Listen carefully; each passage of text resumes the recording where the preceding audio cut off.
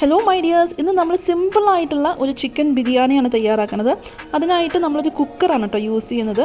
ഈ ഒരു whole cooking process നമ്മൾ കുക്കറിലാണ് ചെയ്യുന്നത്. 3 ഗ്ലാസ് ബസ്മതി റൈസ് കുറച്ചധികം വെള്ളം ഒഴിച്ചിട്ട് നമ്മൾ വേവിക്കാനായിട്ട് വെച്ചിട്ടുണ്ട്.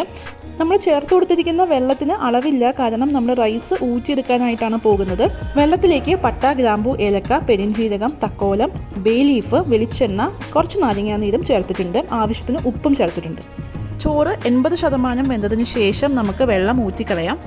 വെള്ളത്തിൽ ഉപ്പിൻ്റെ അളവ് കുറച്ച് ഒന്ന് മുൻപോട്ടായിട്ട് നിൽക്കണം. ഇനി ഒരു മിക്സിയിലേക്ക് ഇഞ്ചി, വെളുത്തുള്ളി, പച്ചമുളക്, പുതിനയില, മല്ലിയില, പെരിഞ്ജീരകം എന്നിവ ചേർത്തിട്ടുണ്ട്. അധികം പുളിയില്ലാത്ത 3 ടേബിൾ സ്പൂൺ കട്ട തൈര് ചേർത്തിട്ട് ഇത് നന്നായിട്ട് ഒരു ഫൈൻ പേസ്റ്റായിട്ട് അരച്ചെടുക്കാം. അരച്ചെടുത്തേക്കുന്ന പച്ച നിറത്തിലുള്ള ഈ ഒരു മസാല പേസ്റ്റ് നമുക്ക് 1 കിലോ ചിക്കനിലേക്ക് നന്നായിട്ട് തേച്ച് പിടിപ്പിക്കാം. ആവശ്യത്തിന് ഉപ്പ്, നാരങ്ങാനീര്, മഞ്ഞൾപ്പൊടി എന്നിവ ചേർത്തിട്ട് നന്നായിട്ടൊന്ന് മിക്സ് ചെയ്തെടുക്കാം. ഇത് ഒരു 15 മിനിറ്റെങ്കിലും നമുക്ക് റെസ്റ്റ് ചെയ്യാനായിട്ട് മാറ്റി വയ്ക്കാം.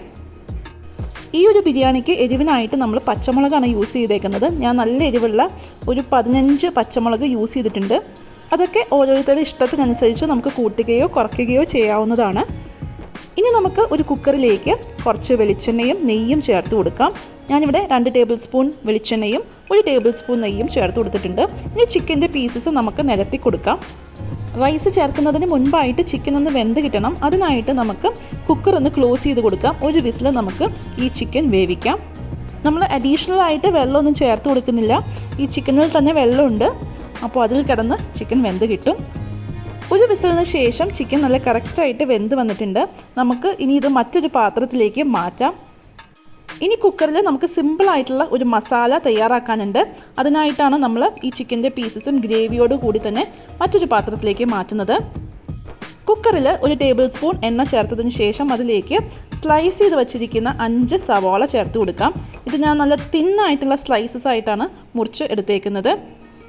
മസാലയ്ക്ക് ആവശ്യത്തിനുള്ള ഉപ്പ് ചേർക്കാം. നമ്മൾ നേരത്തെ ചിക്കനിൽ ചേർത്തിട്ടുണ്ടായിരുന്നു, റൈസിലും ഉപ്പ് ചേർത്തിട്ടുണ്ടായിരുന്നു. അത് ഒന്ന് മനസ്സിൽ വെച്ചിട്ട് വേണം സവാളയിലേക്ക് നമുക്ക് ഉപ്പ് ചേർത്ത് കൊടുക്കാനായിട്ട്. സവാള ഒന്ന് ബ്രൗൺ ആയിട്ട് വന്നതിന് ശേഷം നമുക്കിതിലേക്ക് ആദ്യം ചിക്കൻ്റെ പീസസ് ചേർത്ത് കൊടുക്കാം. എന്നിട്ട് നന്നായിട്ട് ഒന്ന് വഴട്ടിയെടുക്കണം.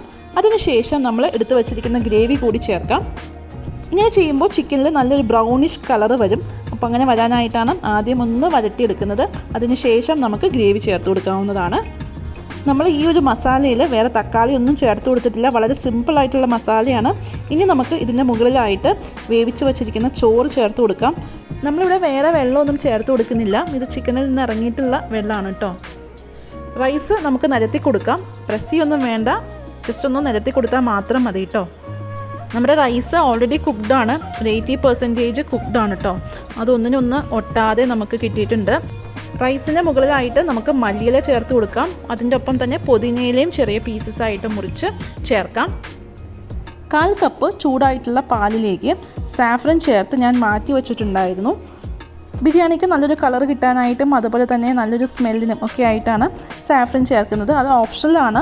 ഇനിയിപ്പോൾ നിങ്ങൾക്ക് യെല്ലോ കളറാണ് ചേർക്കണം എന്നുണ്ടെങ്കിൽ അത് ചേർക്കാവുന്നതാണ്. അതല്ല, ചിലർ മഞ്ഞൾപ്പൊടി പാലിൽ മിക്സ് ചെയ്ത് ചേർക്കാറുണ്ട്. ഏതാണെങ്കിലും കുഴപ്പമില്ല കേട്ടോ. സാഫ്രനാണ് ഞാൻ ഇവിടെ ചേർത്ത് കൊടുത്തിരിക്കുന്നത്. ഇതിന് മുകളിലായിട്ട് പിന്നെ ചേർത്ത് കൊടുക്കുന്നത് കസൂരി മേത്തിയാണ്. കസൂരി മേത്തി കൈ കൊണ്ട് നന്നായിട്ടൊന്ന് പൊടിച്ച് നമുക്ക് ഇതിന് മുകളിലായിട്ട് ചേർത്ത് കൊടുക്കാം.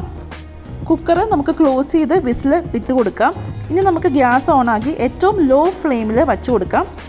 15 മിനിറ്റ്സിന് ശേഷം നമുക്ക് ഫ്ലെയിം ഓഫ് ചെയ്ത് കൊടുക്കാം. അതിനുശേഷം എഗെയിൻ ഒരു 15 മിനിറ്റ്സ് കഴിയുമ്പോൾ നമുക്ക് കുക്കർ ഓപ്പൺ ചെയ്യാം.